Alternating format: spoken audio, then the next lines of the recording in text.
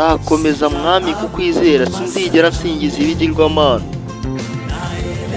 Ndabizi ko nzanyura mu mazi ndetse no mu muriro, nzanyura mu gicucu cy'urupfu.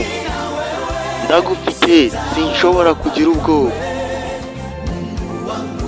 Mana yanjye, umfata ikiganza ukandurisha mu mutima. Sinshidikanya kuko untwara ku mugongo wawe. Ndabizi ushobora kohereza ijambo ryawe rigahindura byose kuri njye kuba byiza. Kandi n'ibyo utabikora nzakomeza nkwizere.